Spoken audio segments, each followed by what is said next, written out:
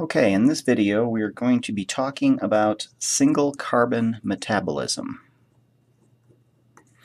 We've looked at many reactions so far, and many of those have required the movement of two or more carbons. But there are occasions when we need to move single carbons in individual reactions. So let's look at the mechanism of what is happening here. The first thing we have to do is start out with this frightening molecule right here. This is called folate. I think many of you have probably heard of folate. And folate, we cannot synthesize this, but the name comes from the word foliage. And foliage comes from your leafy green vegetables. So eat your leafy greens, just like your mother told you, and you will have plenty of folate in your diet. Many individuals do not have this, and so they have to supplement their diet. So folate comes in this form, and you'll notice that there is what's called a pteridine ring structure.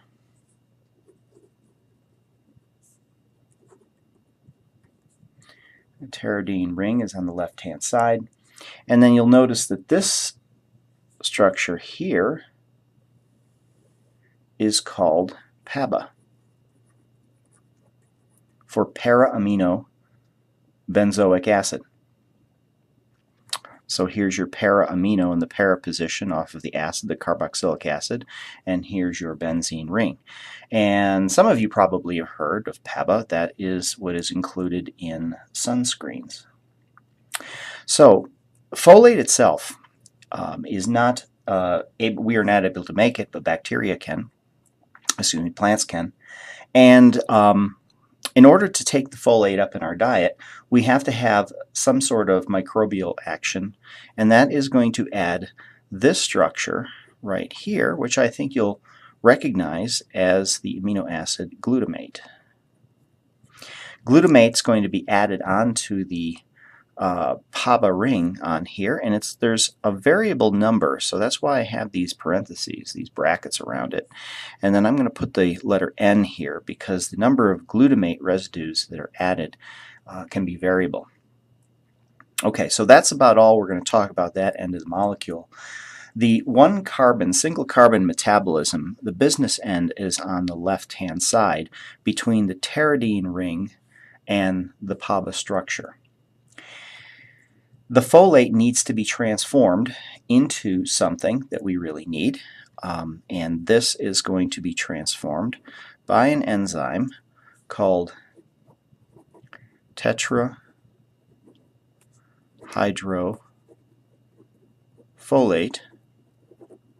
reductase.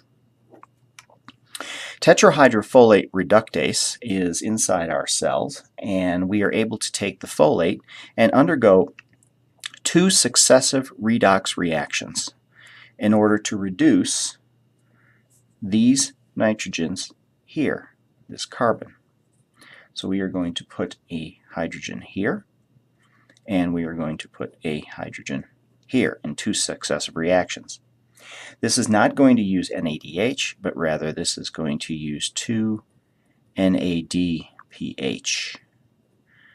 So we're going to use our biosynthetic reducing power for this reaction. Now, the numbering on this is critical because we are going to be focusing ourselves on two particular nitrogens. We are going to focus on this nitrogen, which is considered atom number 5 in the ring, and we are going to focus on this nitrogen, which is considered atom number 10 in the folate structure. Now, once we undergo these redox reactions with NADPH and the enzyme tetrahydrofolate reductase, this structure now becomes tetrahydrofolate.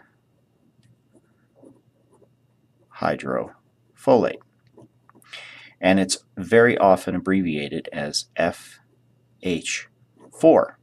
And the FH4 indicates folate that has been fully reduced by putting hydrogens on the nitrogen, the adjoining carbon, this nitrogen, and then this carbon. So the molecule is fully reduced.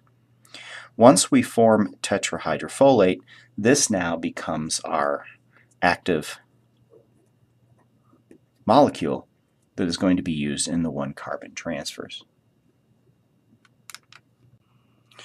Now, once we have our fully reduced folate into tetrahydrofolate, we can now start performing the preparatory reactions in order to make the reactive substrates that will be the carbon donors in the 1-carbon metabolism.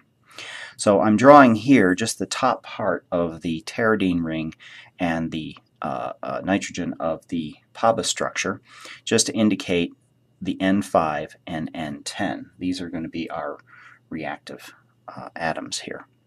So the next step we need to do is we need to donate a carbon onto this structure in order to form the substrate that's going to mediate the 1-carbon reactions. So the donor of the carbons is going to be the amino acid serine.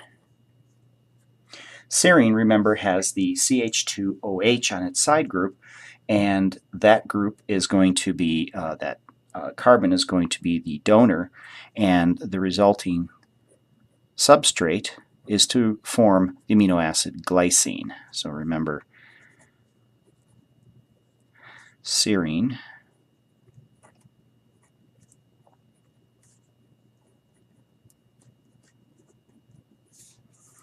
to glycine.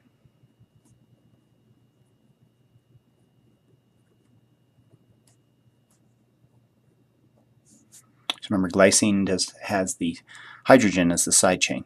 So it's this carbon right here that will be donated into forming the substrate for the 1-carbon reaction.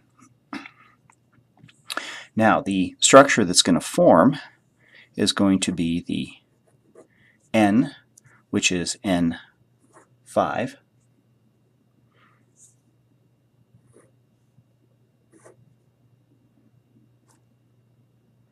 CH2.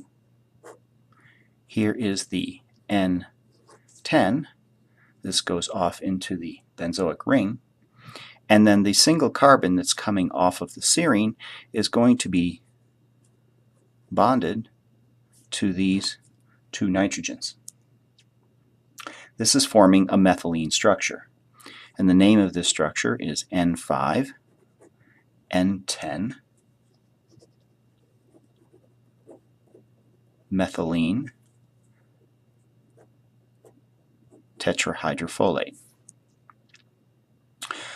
So this carbon source here, bonded to these nitrogens, is a good leaving group. So this is going to be an excellent source of carbon as a donor for the next reaction that is necessary. Now, the other reaction that can happen is that this N5, N10 methylene tetrahydrofolate can undergo an oxidation reaction, and this oxidation reaction can yield this structure.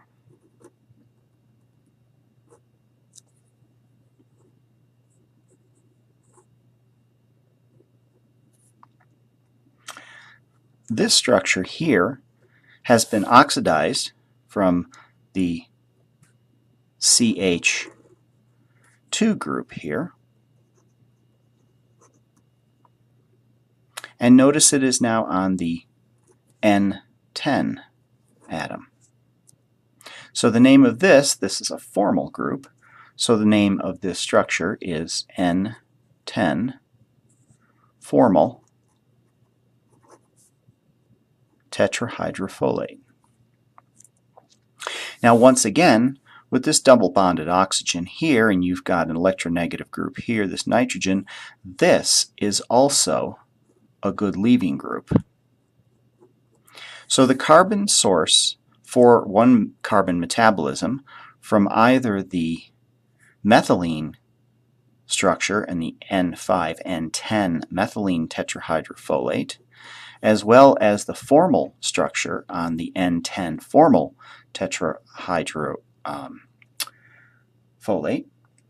are both good carbon sources for 1-carbon transfers. They're both good leaving groups for these reactions, and the subsequent enzymes that will be taking these carbon sources can extract those from the tetrahydrofolate. Now, when that happens, what is going to happen is we are going to regenerate our tetrahydrofolate. So just removal of this carbon will reactivate the tetrahydrofolate structure, restore it, and so we can do subsequent rounds of serine carbon addition and keep the cycle going for one carbon transfers. Now, one problem that we have is that the methylene tetrahydrofolate group can undergo an additional redox reaction, but this is a reduction reaction. And this reduction reaction is going to be using NADPH.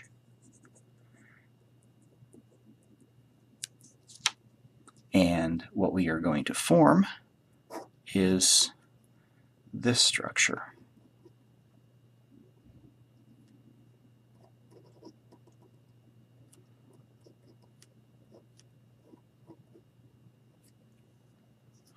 So the reduction of the methylene form is going to create a methyl group on the number 5 nitrogen.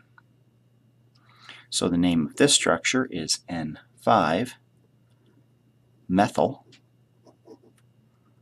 tetrahydrofolate.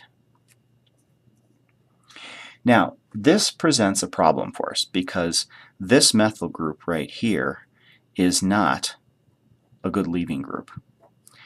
In order to remove that methyl group from the nitrogen, it takes a lot more energy than the simple one carbon transfer straight away can handle.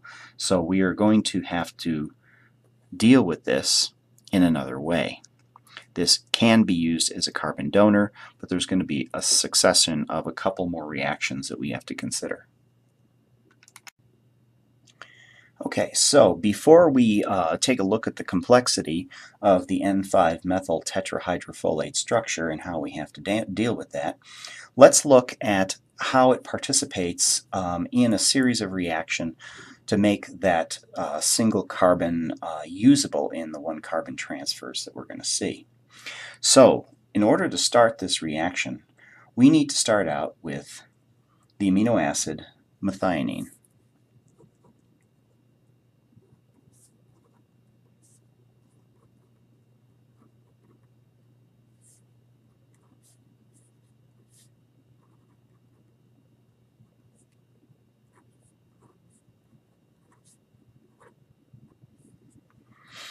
This is methionine.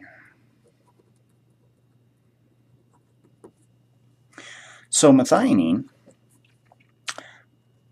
we need to form the proper substrate in order to perform these one carbon transfers in this pathway. And what we're going to do is we're going to take advantage of this sulfur group right here on methionine. And what we are going to form is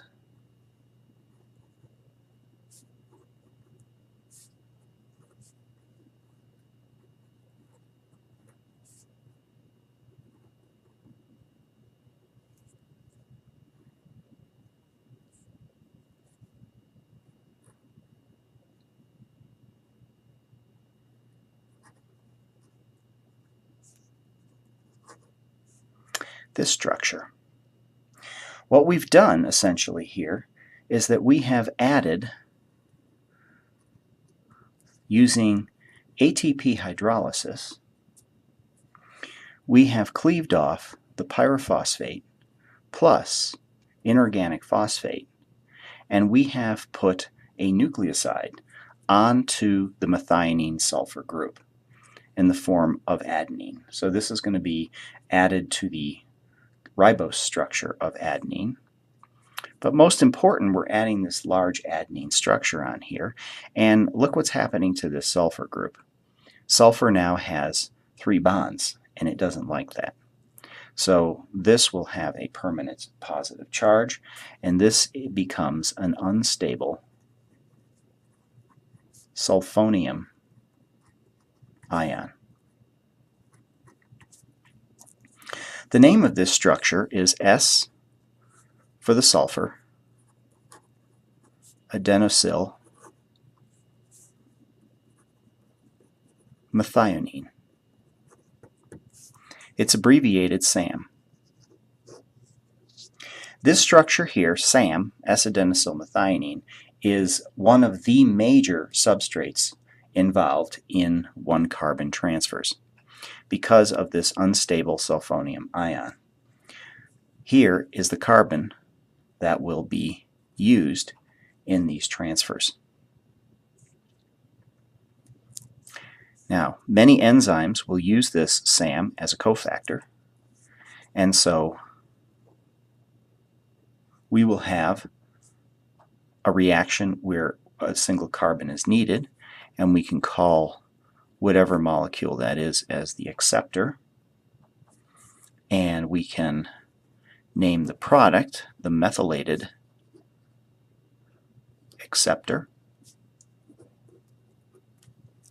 And what we end up having left is this structure.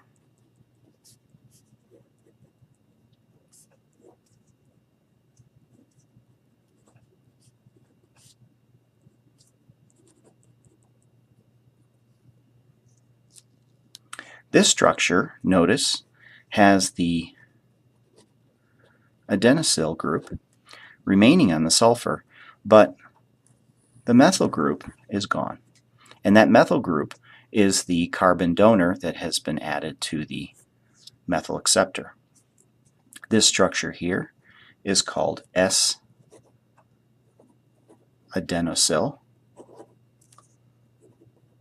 homocysteine.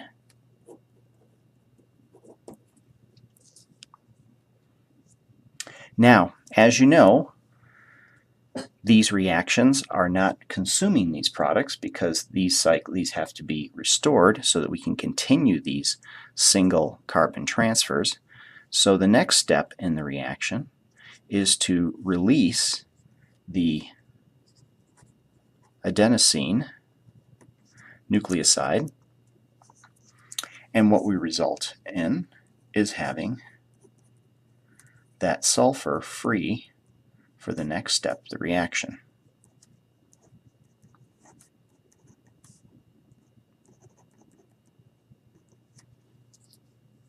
This structure here is called homocysteine. And all we've done was taken the adenosine off. Okay, now, in order to restore the methionine, to continue the formation of SAM, S-adenosyl methionine, we are going to convert homocysteine into methionine. And the very simple way to do that is, let's go back to the whole reason we started this, and we are going to use the N5-methyl tetrahydrofolate.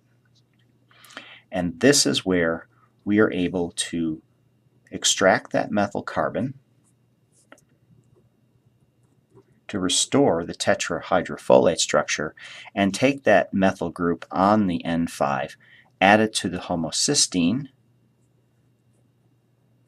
to that sulfur, and then we generate methionine to complete the cycle and continue for the next round. Okay, so now we've seen the formation of S-adenosyl methionine using the N5-methyl tetrahydrofolate as a cofactor, but recall that I said that there was a problem with donating that methyl group directly to the reaction. And so what we saw was that homocysteine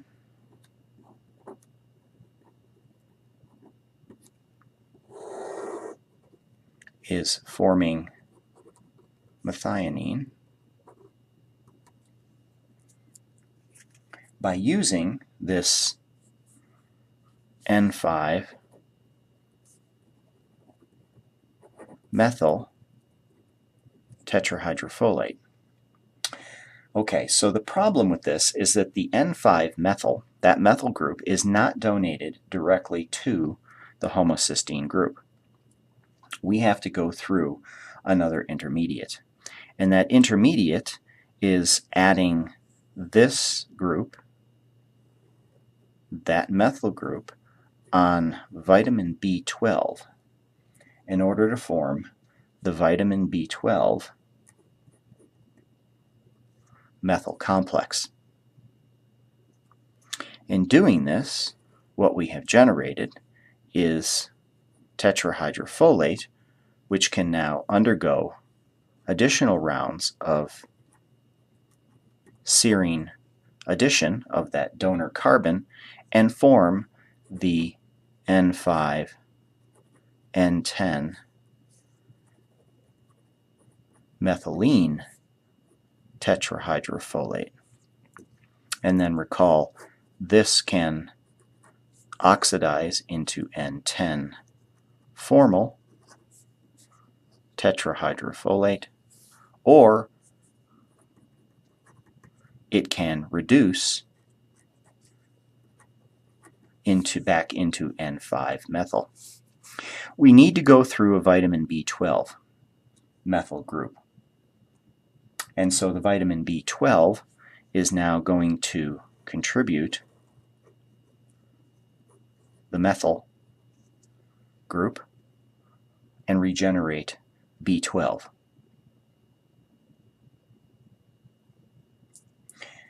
Now, a little bit of medical interest here is that the concentration of homocysteine is of interest to cardiologists especially because high levels of homocysteine are associated with cardiovascular damage.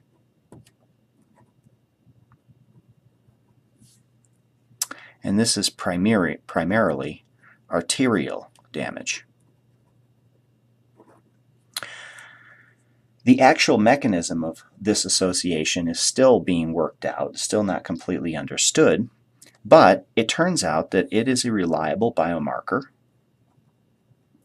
for an individual with associated cardiovascular risk and damage.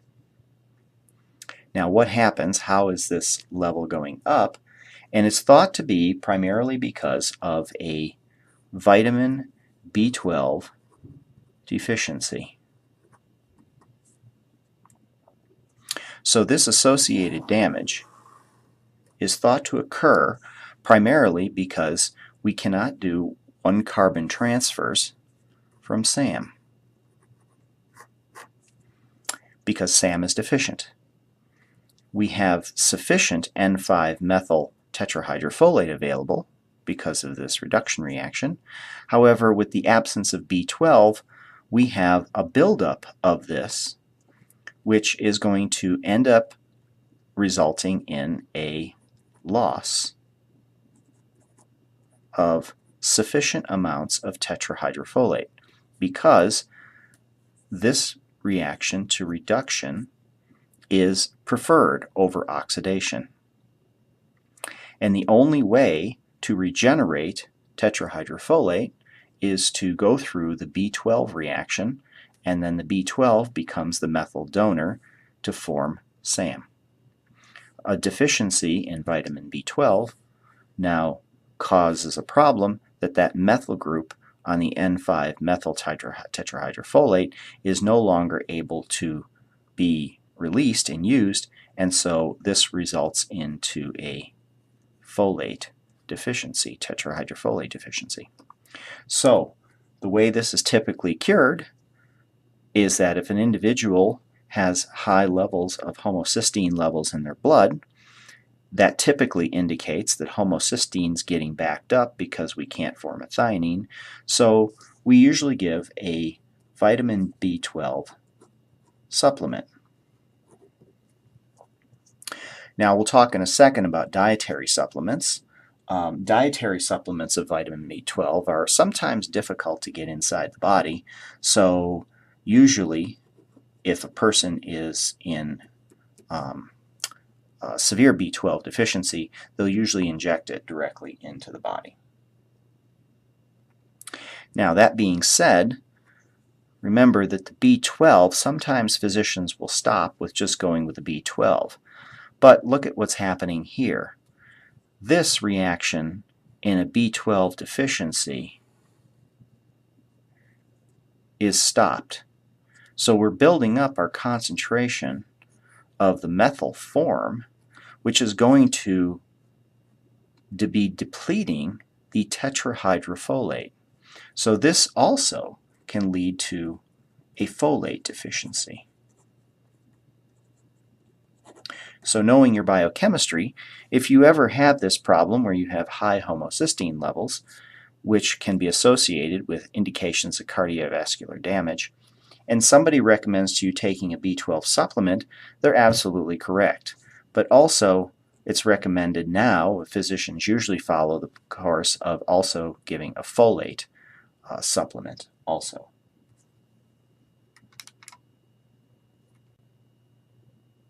Okay, so now let's talk about the dietary sources of vitamin B12. Because I mentioned that there's a problem with B12, that sometimes it's difficult to get into the body. Vitamin B12 is a very large and complex molecule, very complex molecular structure, and it also has a sufficient amount of hydrophobicity that when B12 is taken orally, it tends to stick very well, binds very well to proteins. Well enough that the proteins need to be digested in the stomach.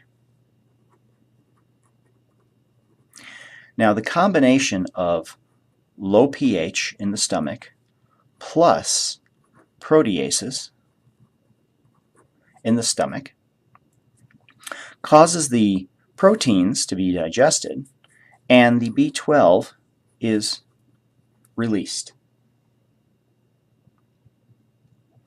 Now, there's also cells in the stomach that produce what's called intrinsic factor, another protein that now is able to bind vitamin B12 because it's free from the dietary proteins and form a vitamin B12 intrinsic factor complex.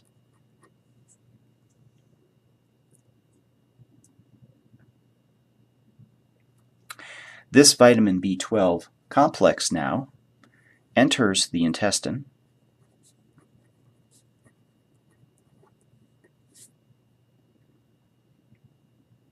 and is recognized by cells in the distal intestine, and it's taken up and transferred to the blood. But because it has such a high hydrophobicity, we need to have an associated transporter with it. And so the B12 inside the intestinal cells will release the intrinsic factor, which was its carrier from the stomach down through the intestine, and it will now bind to another protein called transcobalamin. And this will form in the blood a vitamin B12 transcobalamin complex.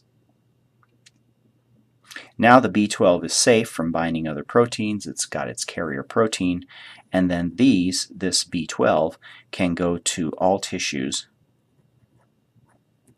that require B12 in order to generate the S-adenosylmethionine.